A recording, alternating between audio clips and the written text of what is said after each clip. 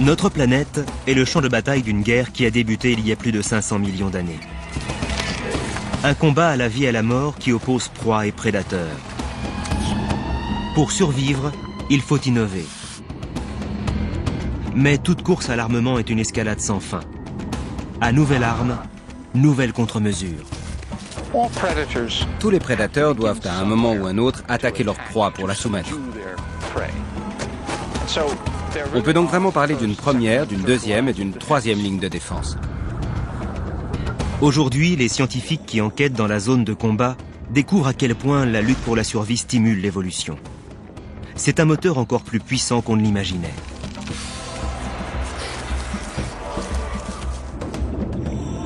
Plus étonnante encore est l'attitude de certains animaux qui, non contents de survivre, semblent tirer profit de cette lutte perpétuelle. Le monde est cruel. La nature regorge de prédateurs très dangereux et il faut se prémunir contre eux. L'évolution a le temps pour elle. Découvrez avec nous de valeureux combattants. Un embranchement du règne animal qui peut nous enseigner les secrets de la survie.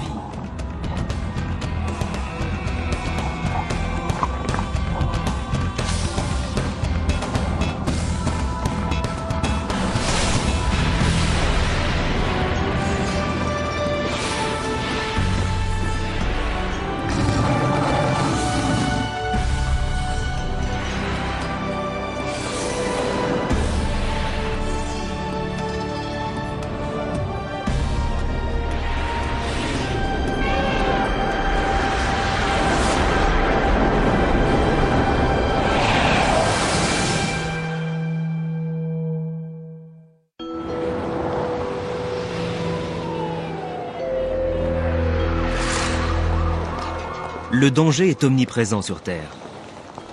La civilisation elle-même n'est pas exempte de menaces, certaines revêtues d'une cuirasse d'acier.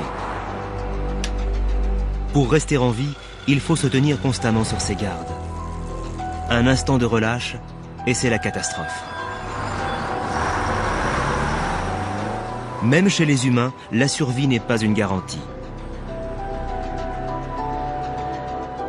L'étude des fossiles nous enseigne que la vie s'est longtemps réduite à une alternative très simple.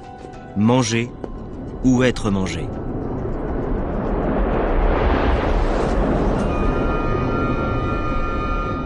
Il y a 450 millions d'années, la bataille se déroulait au fond des océans.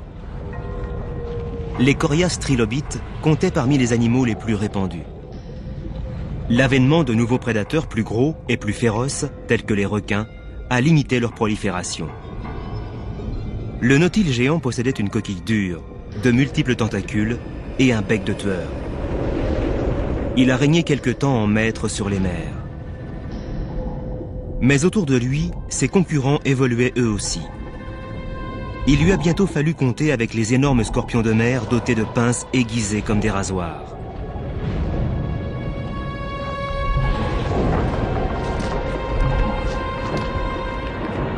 La compétition pour la survie a contraint les animaux à inventer toutes sortes de nouveaux moyens de défense.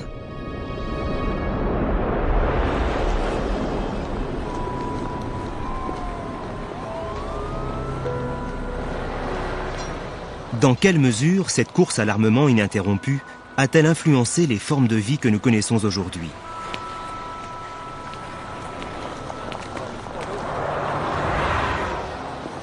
Le scientifique Gary Vermeij s'est penché sur ce mystère. Tous les animaux se retrouvent enrôlés dans cette course à l'armement. Tous les organismes y participent. Prenez le cas des bactéries et des antibiotiques. Leur rapport en est une illustration. Les coquillages et les prédateurs à pinces, c'est un autre exemple. Au fond, dans la biologie, tout peut se ramener à une course à l'armement. Pour Gary Vermeij, un embranchement animal illustre mieux qu'aucun autre les effets de cette compétition. Les mollusques. Comme cet escargot petit gris. Il appartient à l'une des 150 000 espèces de mollusques actuelles.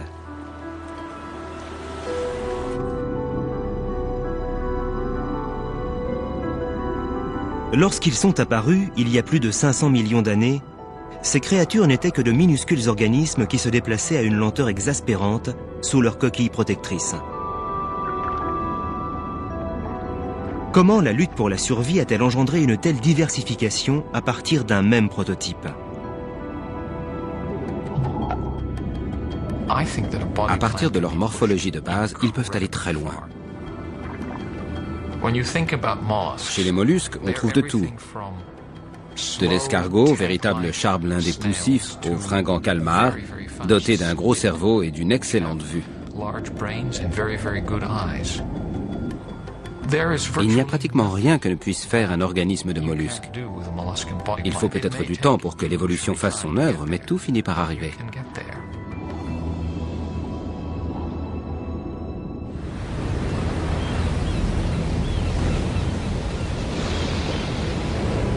La multiplication des mollusques est d'autant plus remarquable qu'ils vivent entourés de très nombreux prédateurs. Ils doivent affronter un monde d'agresseurs friands de leur tendre chair si riche en protéines.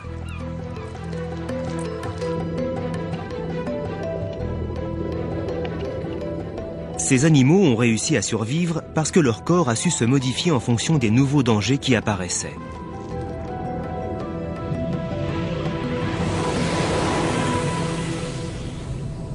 L'équipement de base du mollusque est particulièrement aisé à étudier chez l'ormeau. La plupart des représentants de cet embranchement possèdent un muscle, appelé également pied. Beaucoup d'espèces, dont l'ormeau, se déplacent grâce à celui-ci. Un muscle bien utile pour aller chercher à manger. Une fois la nourriture trouvée, ils se servent de leur langue râpeuse, la radula. Les organes vitaux sont enveloppés dans une couche de tissu, le manteau. C'est cette partie de leur anatomie qui sécrète l'armure à laquelle on reconnaît nombre de mollusques, la coquille.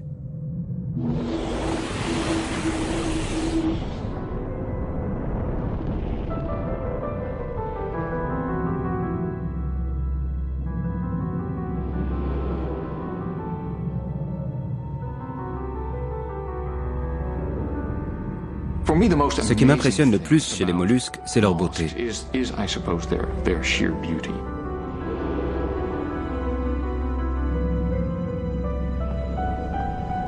La diversité autour d'un thème aussi simple que la coquille en spirale, les infinies possibilités à partir de ce schéma tout simple. Toutes ces merveilleuses variations, c'est un peu comme écouter Bach toute sa vie. Aveugle de naissance, Gary Vermeij a déchiffré des millions d'années d'histoire à l'aide de ses doigts.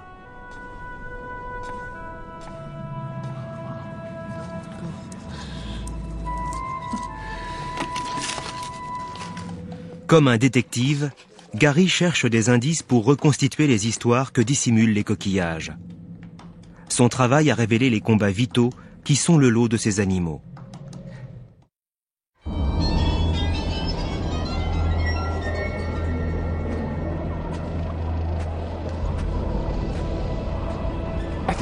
Je pense que la notion de compétition est inhérente au monde. Et la prédation est une forme majeure de compétition. Les principes qui gouvernent ce monde sont « je veux ces ressources et je me battrai pour les obtenir ». Mais bien sûr, en face, on répond « je veux me défendre ».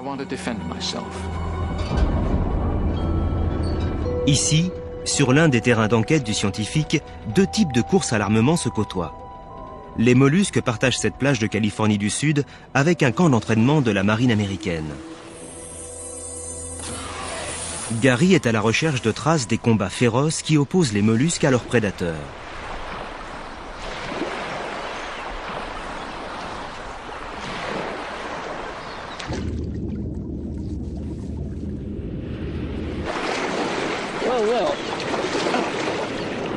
Un morceau de troc. Il semble qu'elle ait été brisée par un animal. La cassure est très nette.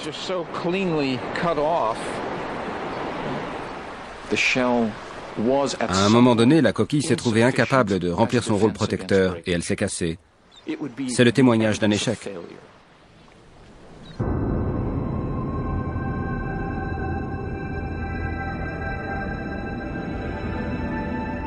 De son vivant, la troque pouvait escalader les hautes tiges de certaines algues grâce à la légèreté de sa coquille.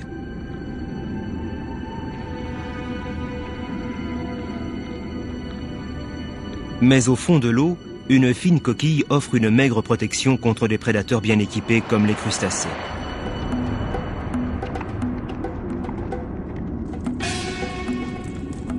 Lorsqu'un crabe l'attaque, la troque se retire tout au fond de son abri en spirale.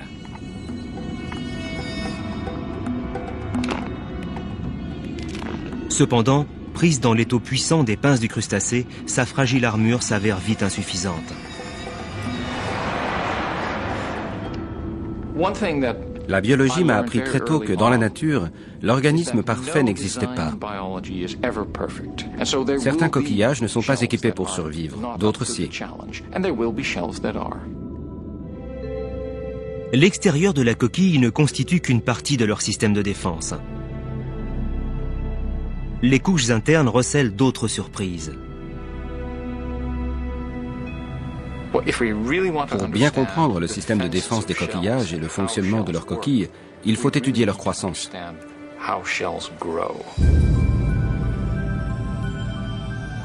Petit à petit, les protéines et le calcium sécrétés par le manteau se solidifient pour former la coquille. La nature a offert aux mollusques une maison dure comme le roc, et en cas d'accident, la maison peut se réparer de l'intérieur. Une fissure même importante ne sera pas forcément fatale à l'animal. Le manteau qui enveloppe ses organes internes s'épaissit constamment et répare la coquille. Ici, une épaisse couche de cristaux entrecroisés renforce sa solidité. En dessous, on trouve un autre niveau très résistant composé de briques minérales qui se chevauchent et de protéines. Cette couche empêche les fissures de se propager. Un trou réparé restera visible à la surface du coquillage pendant toute la vie de l'animal.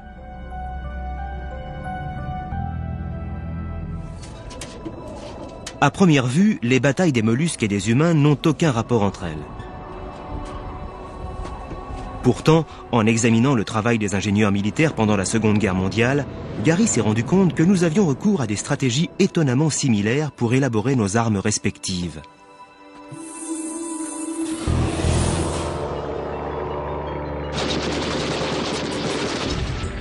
Les ingénieurs qui concevaient les avions de chasse et cherchaient à les améliorer ont comparé les engins qui revenaient et ceux qui ne revenaient pas.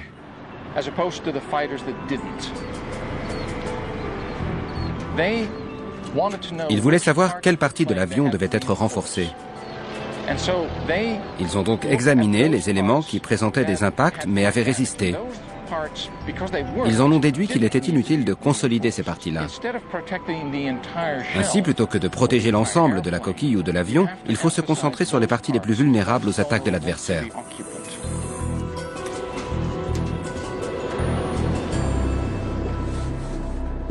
Si un avion touché pouvait continuer à voler, il était inutile de le renforcer partout. Il importait surtout de consolider les endroits où un impact de balle risquait d'être fatal. Phénomène remarquable, les méthodes éprouvées pendant la Seconde Guerre mondiale évoquent de manière troublante la stratégie des mollusques. La nature a conçu une coquille simple mais efficace afin de permettre à ce rocher foliacé de remporter sa guerre sous-marine. Plutôt que de se transformer en bunker pour résister aux attaques des crabes, il a développé 3 crêtes à des endroits stratégiques.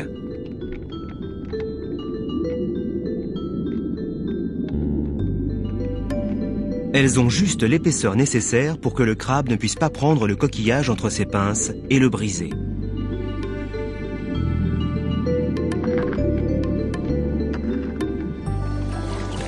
Parmi l'infinie variété des coquillages, Gary a découvert des survivants coriaces, des mollusques qui ont élaboré d'ingénieuses solutions pour remporter le jeu de la survie.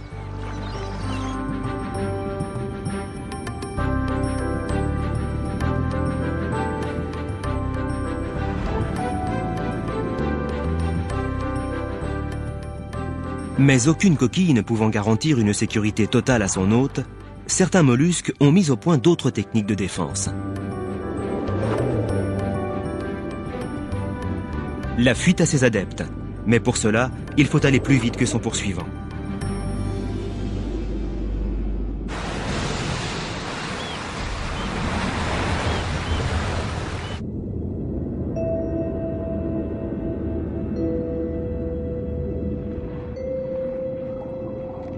Un ormeau passe la majeure partie de sa vie accroché au rocher. Mais en cas de danger, son pied musculeux entre en jeu.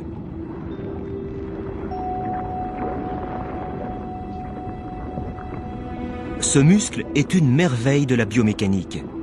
Dépourvu d'os, il peut s'étirer.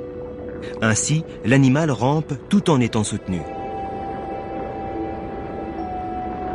Mais l'ormeau prend son pied à son cou uniquement quand un dangereux prédateur s'approche trop près, comme cette étoile de mer tournesol aux bras multiples.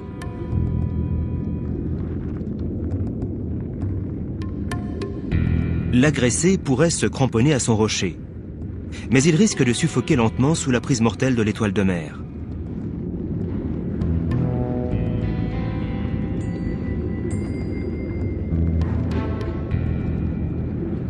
Il préfère prendre la fuite, même si son muscle unique ne fait pas le poids face aux 10 000 petits pieds tubulaires parfaitement coordonnés de son adversaire.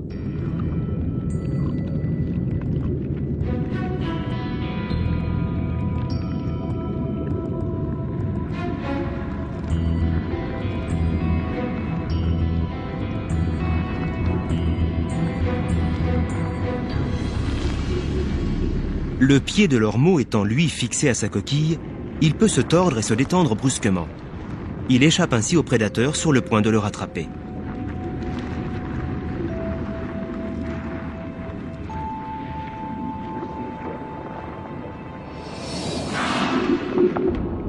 Mais un courant le retourne. Il se retrouve en position vulnérable, tandis que l'étoile de mer se rapproche dangereusement.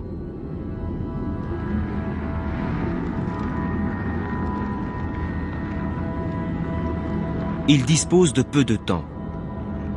Son pied s'agrippe au sol par succion et il se rétablit.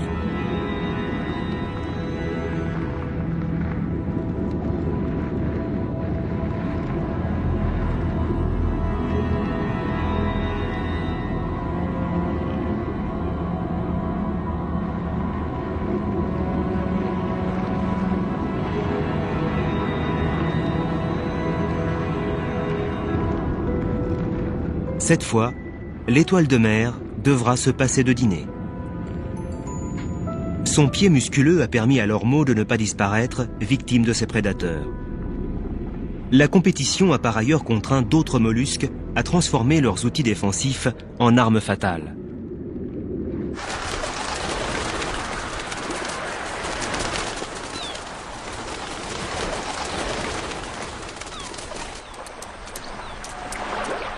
Dans les eaux peu profondes le long des côtes, on trouve parfois de grands rassemblements de coquillages.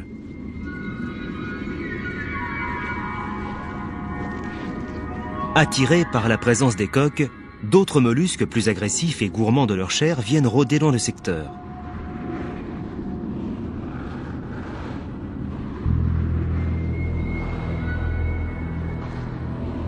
Le pied d'une natisse de Lewis peut se gonfler pour atteindre une taille 4 fois supérieure à celle de sa coquille.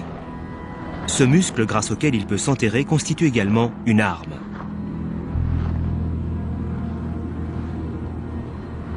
De son côté, la coque n'est pas totalement dépourvue de ressources. Son pied est un puissant excavateur, mais il lui permet aussi de s'enfuir à l'approche du danger.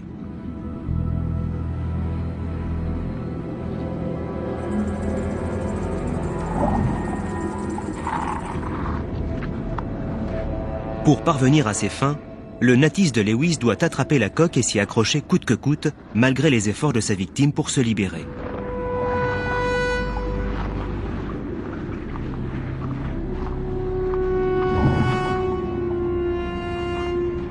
S'il lâche prise, il peut toujours essayer de creuser.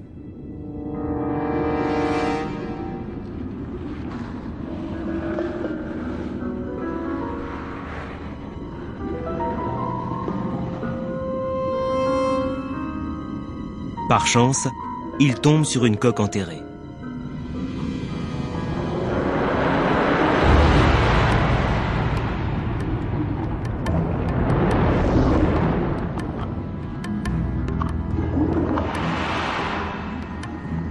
Cette fois, l'agresseur sort vainqueur du combat.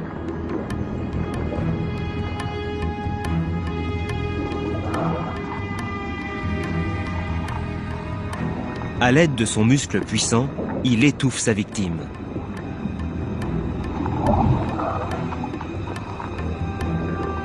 Aussi dure que soit la coquille, le Natis de Lewis possède l'ouvre-boîte adapté. Il la perce pour se régaler de sa proie.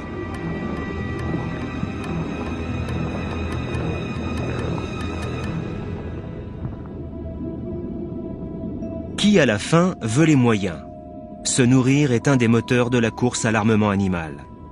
Les mollusques ont développé une incroyable diversité d'outils pour assouvir leur appétit. Si l'on examine la bouche de l'ormeau, on découvre une des inventions les plus géniales et les plus étranges de la nature. Cet organe, la radula, est une langue râpeuse couverte de dents, une véritable lame de tronçonneuse. Chez certains mollusques, ces dents contiennent du fer, ce qui leur confère une très grande solidité.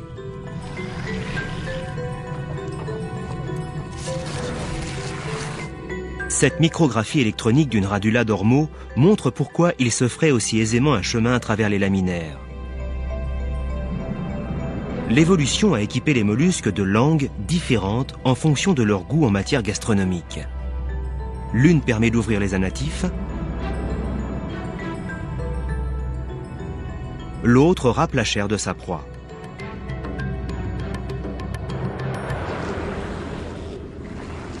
Le besoin irrésistible de manger, ou le désir compréhensible de ne pas l'être, a inspiré un nombre infini de trouvailles. Les premières espèces animales ne quittaient pas le plancher sous-marin.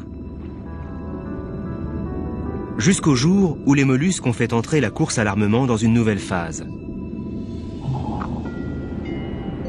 Il y a 500 millions d'années, un animal innovateur s'est mis à flotter au-dessus du fond. Une étape quasi miraculeuse était franchie dans le jeu de la survie.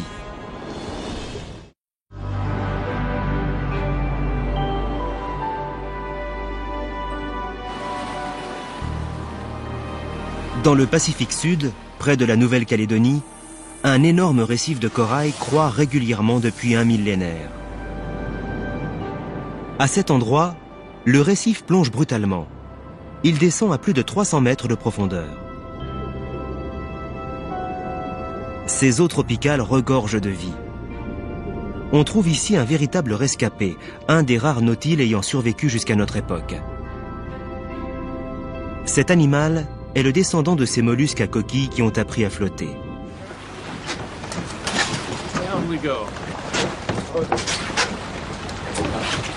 Une équipe de scientifiques dirigée par le paléontologue Peter Ward s'est rendue en Nouvelle-Calédonie à la recherche d'une espèce endémique, le nautile ombiliqué. Difficile à surprendre, il ne quitte les profondeurs que la nuit pour chercher sa pitance.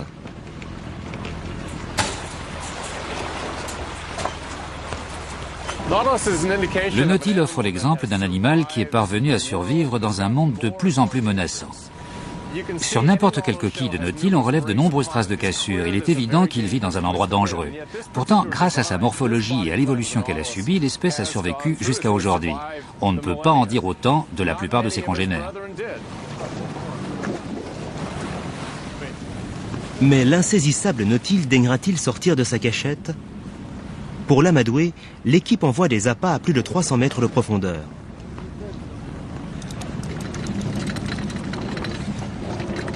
Ils espèrent bien trouver un nautile dans leur casier. Lorsque vous voyez le piège remonter, vous ne pouvez pas vous empêcher de regarder par-dessus bord, vous demandant est-ce que je peux voir quelque chose, y en a-t-il un à l'intérieur, 1, 2 ou 3. Là vous voyez du marron ou du blanc, et oui, c'en est un. Le contraire peut également se produire, vous pouvez remonter le piège, il est vide, et là vous vous mettez à jurer.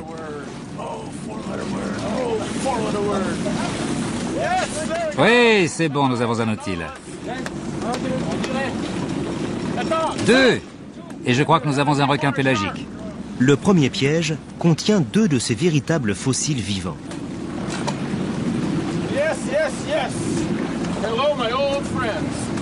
Le gaz qui permet au nautile de flotter est maintenu à une pression constante à l'intérieur de sa coquille très résistante. Il en va autrement pour le poisson d'eau profonde que les chercheurs ont remonté avec le nautile. Vous voyez là toute la différence entre le nautile et ce poisson. Vous constatez qu'il a expulsé sa vessie natatoire.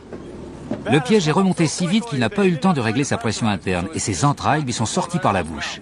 Ces nautiles vivent à plus de 300 mètres de profondeur. Ils sont extraordinaires, ça n'a aucune importance pour eux. Un examen du nautile dévoile comment l'évolution a métamorphosé un animal qui vivait et se nourrissait au fond de l'eau en navire de guerre.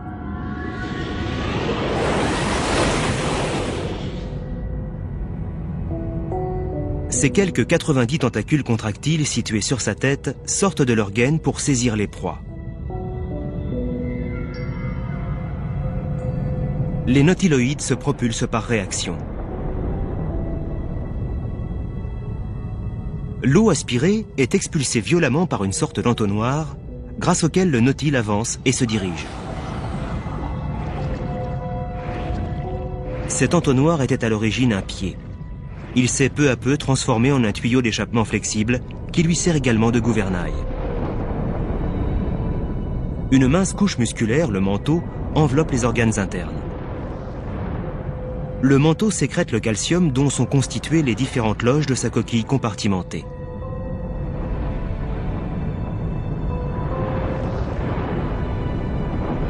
Les premières dents de la mer appartenaient à un ancêtre du nautile.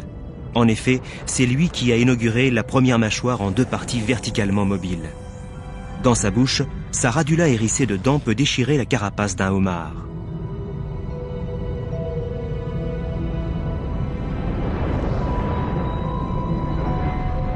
Chacune de ces caractéristiques est un legs de ses ancêtres et du monde dans lequel ils vivaient.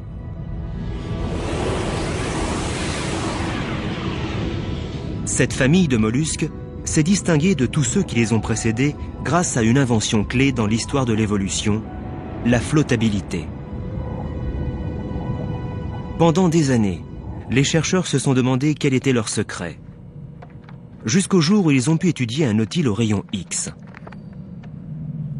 Ce qui distingue le nautile des autres mollusques vivant aujourd'hui, c'est que sa coquille ne se résume pas à un simple conduit. Elle se divise en plusieurs compartiments cloisonnés. Lorsqu'on a commencé à examiner ces animaux au rayon X, il est vite apparu que les loges ne contenaient pas seulement de l'air, mais aussi de l'eau.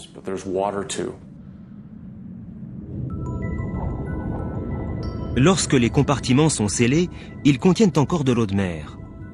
Pour pouvoir continuer à flotter à mesure qu'il grossit, le nautile doit expulser le liquide contenu dans sa coquille.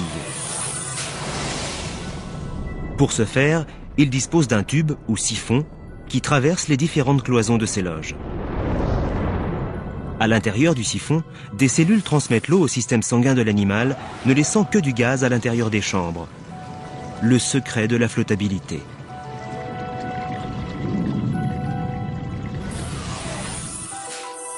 Il y a 500 millions d'années, grâce à une telle coquille, les nautiloïdes ont pu croître en taille et dominer les mers.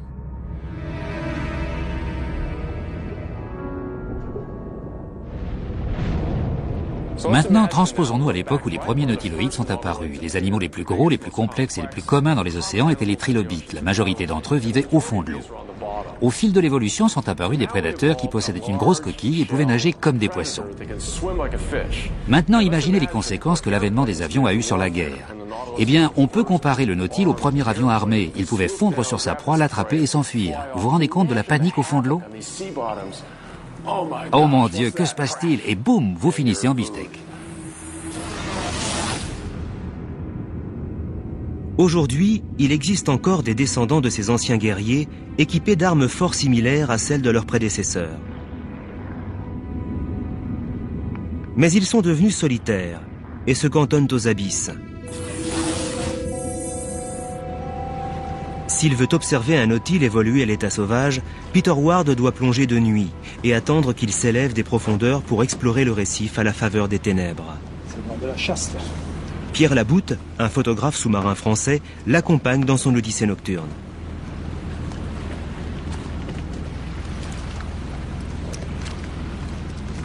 Avec un peu de chance, ils croiseront un nautile sur le récif avant d'avoir vidé les batteries de leurs lampes et leurs réserves d'air.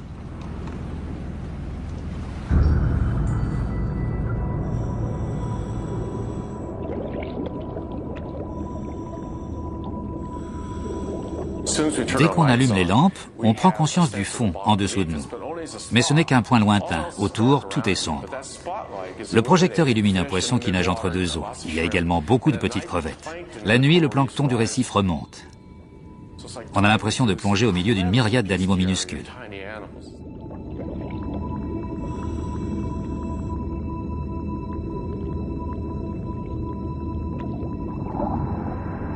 Lorsqu'on se penche au bord de la falaise, on ne distingue que l'obscurité. Si on dirige sa lampe vers le bas, il n'y a pas de fond. Il est bien là quelque part, mais peut-être à plus de 300 mètres. Il faut se pencher et regarder. Les nautiles vivent là-dessous. C'est extraordinaire de se trouver à cet endroit, à environ 30 mètres de profondeur. Lorsqu'on aperçoit des silhouettes blanches indistinctes qui montent des profondeurs, on éprouve une sensation extraordinaire.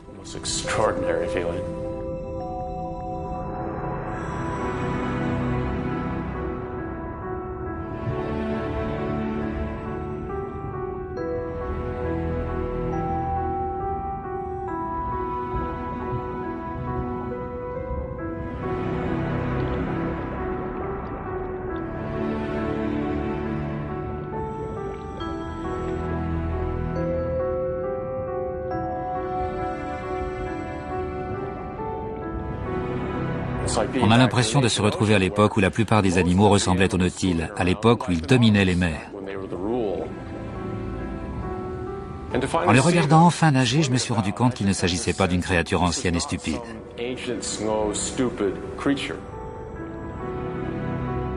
C'est un survivant, et il a survécu pour une raison très simple. On ne résiste pas pendant 500 millions d'années si on est mal adapté.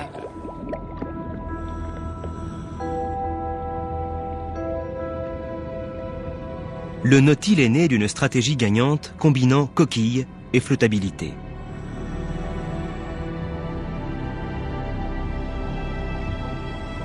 Cependant, une nouvelle donnée n'allait pas tarder à radicalement modifier la bataille pour la survie, la vitesse.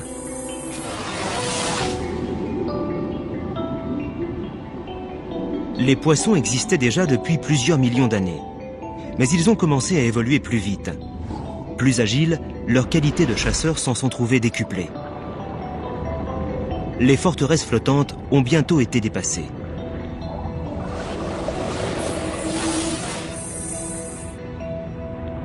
Néanmoins, les mollusques ne se sont pas avoués vaincus pour autant.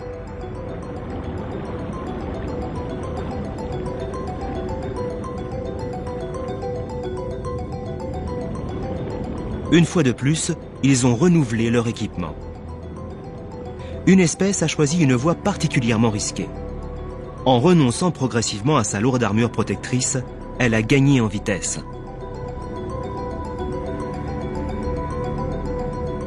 On trouve à l'intérieur des calmars actuels un mince vestige de leur ancienne coquille.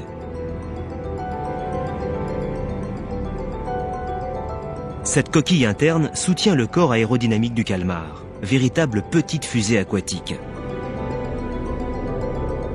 Certains sont capables d'accélérations qui les propulsent à plus de 30 km/h.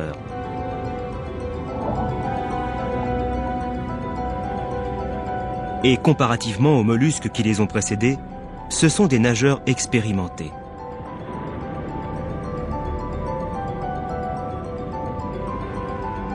Ils ont amélioré le système de propulsion à réaction des nautiloïdes. Ils aspirent l'eau à l'intérieur de leur corps, puis l'expulsent avec force. De plus, le calmar a développé un manteau plus musclé et plus résistant. Les fibres élastiques du muscle permettent d'expulser le jet d'eau avec une grande puissance. Son système nerveux, composé de fibres nerveuses géantes, déclenche ce mouvement presque instantanément. Les calmars possèdent 3 cœurs qui pompent le sang et délivrent de l'oxygène aussi vite que chez les humains.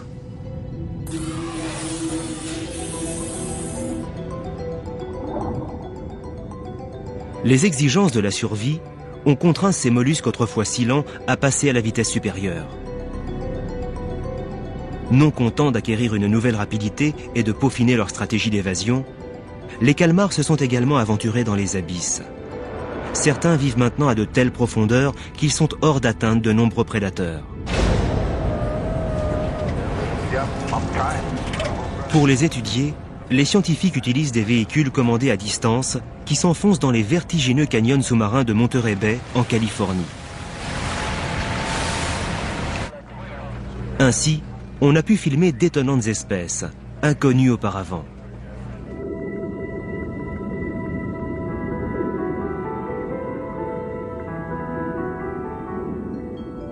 Ils ont dû apprendre à survivre dans des conditions d'une rigueur extrême.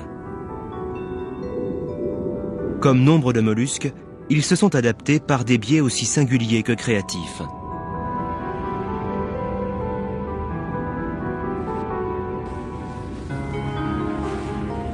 Le calmar vampire, nommé ainsi à cause de sa peau qui évoque la cape de Dracula. Avec ses yeux étranges et ses nageoires en forme de rame, il n'a plus grand rapport avec les mollusques originels.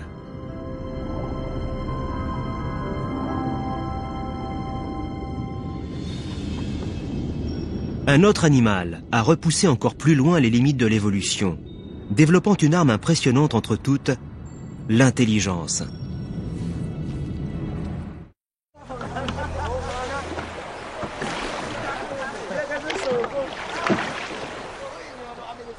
La journée touche à sa fin sur l'île Bunaken, un des petits îlots volcaniques de l'archipel indonésien.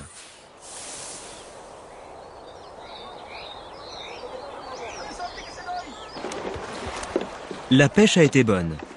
Les villageois ont ramené des thons à profusion dans leurs filets. Mais il est une proie particulièrement intelligente pour laquelle il faut se jeter à l'eau.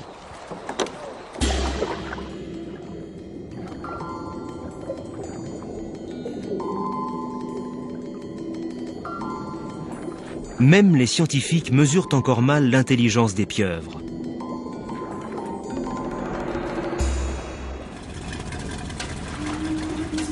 Chrissy Huffard, une étudiante de 3e cycle de l'université de Berkeley, s'est rendue en Indonésie en quête de pieuvres méconnues.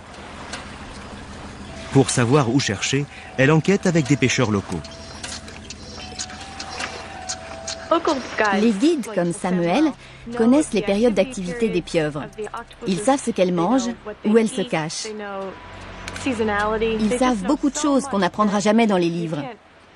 Il faut vraiment venir sur le terrain et voir ce que ces pêcheurs voient pour comprendre ces animaux. Une des premières suggestions de Samuel consiste à chercher la nuit, quand de nombreuses pieuvres quittent leurs repères pour chasser, profitant de l'obscurité qui les dissimule à leur proie.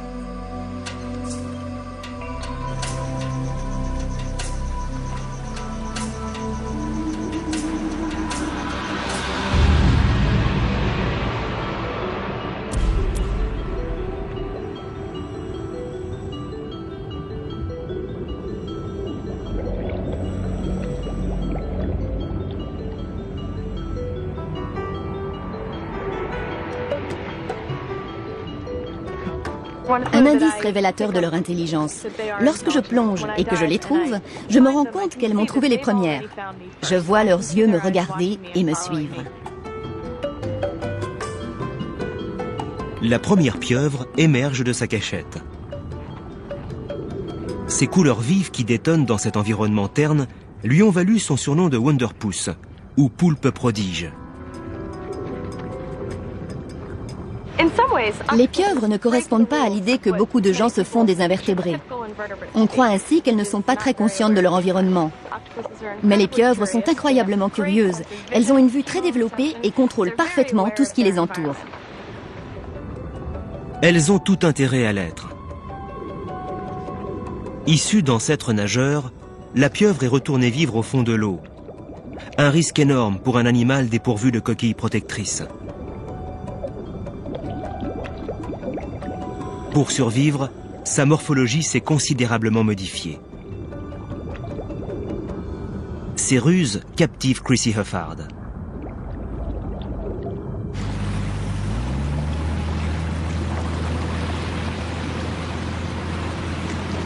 Le détroit de Lembe est un endroit exceptionnel pour étudier la pieuvre.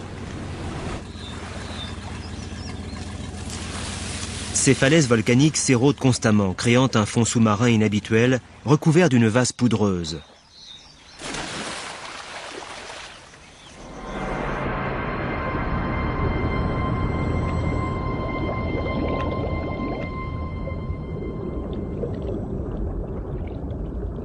Plonger dans ce limon requiert une certaine pratique. Ce paysage désolé semble offrir peu de cachette à la faune sous-marine.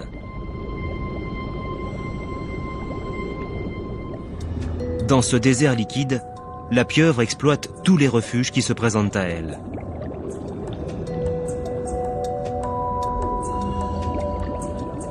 Le poulpe bordé se glisse dans les noix de coco fendues pour se mettre à l'abri.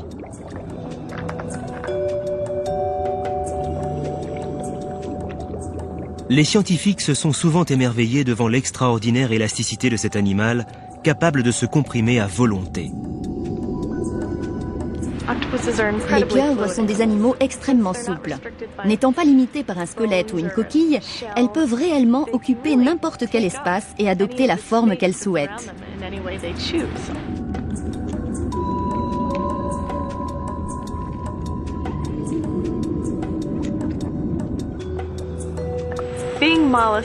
Mais être un mollusque sans coquille signifie aussi surmonter des épreuves inconnues de leurs congénères.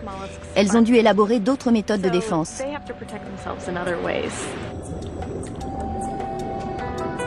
Le camouflage est une technique favorite des pieuvres qui peuvent changer de couleur et de texture comme par magie.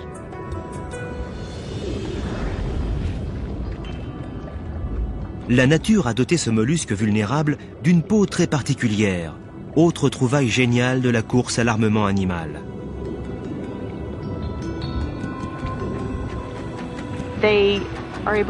Leur peau peut devenir très bosselée ou épineuse par endroits et lisse ailleurs. Elles peuvent changer de couleur. C'est très rapide. Elles ont l'aspect d'un rocher et l'instant suivant, on a l'impression d'être devant un bouquet d'algues. C'est absolument incroyable. Les pieuvres possèdent un cerveau de taille respectable qui contrôle les cellules à l'origine de leur déguisement instantané. Ces dizaines de milliers de cellules situées au niveau de la peau sont appelées chromatophores. Elles contiennent de minuscules sacs de pigments capables de se dilater au moindre stimulus nerveux. En dessous, on trouve des cellules qui se comportent comme des miroirs et permettent à la peau de prendre des teintes iridescentes.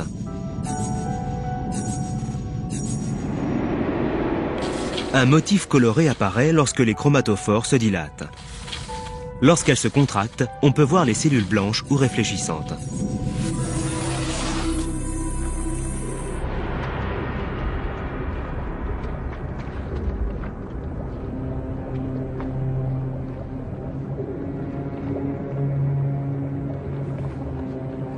Les chromatophores ont d'autres emplois que le camouflage. Ainsi, les couleurs vives de la pieuvre lunulée mettent en garde les imprudents qui voudraient l'approcher. Ces pieuvres comptent parmi les rares espèces mortelles pour les humains.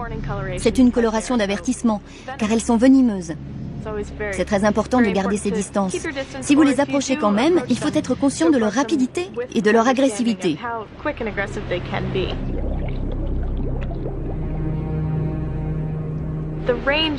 La palette des couleurs, des formes et des comportements de ces animaux est tout simplement inimaginable.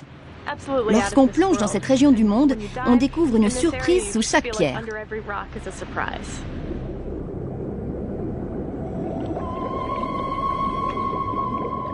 Des minuscules empoisonneuses, aux géantes qui agitent leurs tentacules de 2 mètres de long, les pieuvres ont investi les fonds sous-marins.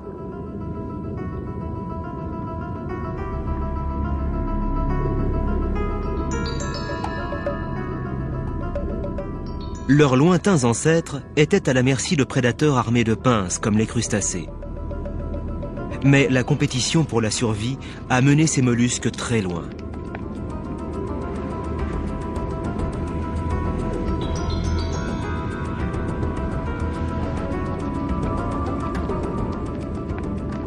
Aujourd'hui, le crabe doit se méfier de la pieuvre. Un adversaire intelligent, doté d'un talent fabuleux pour le camouflage et de 8 bras pour attaquer.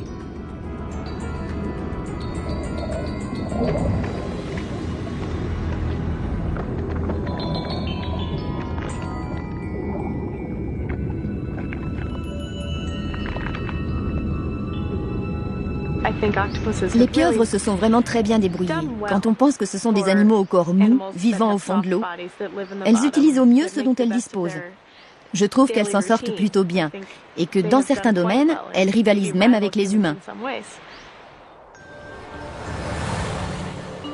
Mus par leur intelligence, les humains ont conçu d'innombrables inventions pour survivre dans un monde dangereux.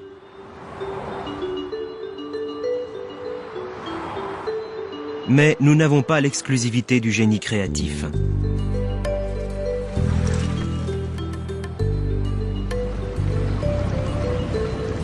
On peut se demander pourquoi certaines espèces résistent très longtemps tandis que d'autres s'éteignent rapidement.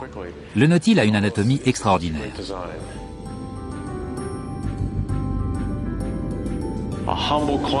De la modeste palourde au calmar très évolué, en passant par le nautile, tous ces animaux ont un ancêtre commun.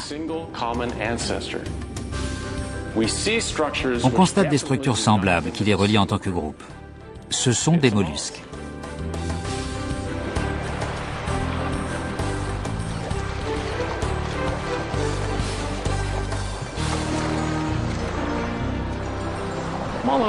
Les mollusques en tant que groupe ont prouvé qu'ils avaient une grande faculté d'adaptation. Quelque chose dans leur morphologie leur a permis d'explorer pratiquement chaque niche écologique possible.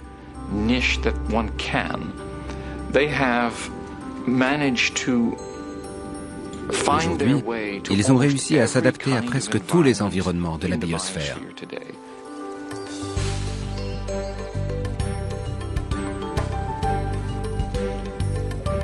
Les mollusques possèdent-ils une arme secrète? La réponse est simple. Ils ont survécu parce qu'ils ont su s'adapter avec ingéniosité et sans relâche. Depuis des millions d'années, ils montrent que la capacité à changer dans un monde en perpétuelle mutation est le plus grand secret du jeu de la survie.